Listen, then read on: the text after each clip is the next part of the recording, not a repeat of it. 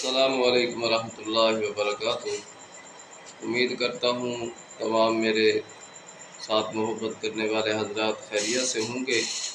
अल्लाह पाक आपको तादेर सलामत रखे, आपके घरों में, आपकी ज़िंदगी में बरकत अता फरमाए। तो आज तीसरा पार्ट है। पहले में मैंने आपको बताया कि जादू की अलामात, और दूसरे में मैंने आपको बताया कि जादू ज़्यादातर किन किन चीज़ों पर होता है। जादू की आपको बड़ी बड़ी अलामात बताई और उसके बाद जादू जिन चीज़ों पर होता है वो बड़ी बड़ी चीज़ें आपको बताया।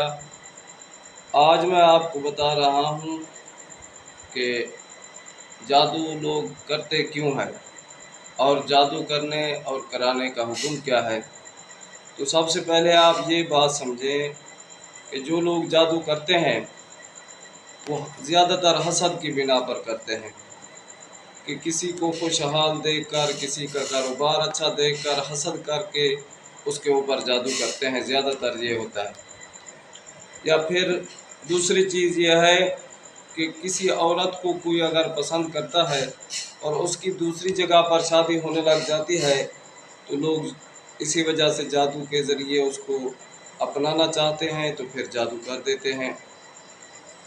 और तीसरी वजह जो कुरान करीम ने बयान फरमाई है वो ये है कि जादू के ज़रिए बैनल मर्इ व ज़ौजी के लोग जादू करते हैं, मर्द और औरत को एक दूसरे से जुदा करते हैं, यानी तलाक के लिए भी जादू किया जाता है।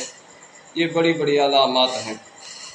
तो कुरान करीम में जो जादू का हुक्म है वो हुक्म यह है कि जादू करने और जादू कराने वाला सिर्फ गुनाहगार नहीं बल्कि गुनाह के साथ साथ गुनाह कबीरा है, और गुनाह कबीरा के साथ साथ दोनों काफिर हो जाते हैं।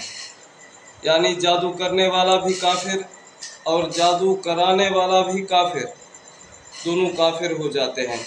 तो मेरे भाइयों, दोस्तों, बुजुर्गों, इन चीज़ों से बचना चाहिए। किसी के ऊपर ना जादू करना चाहिए, ना जादू कराना चाहिए।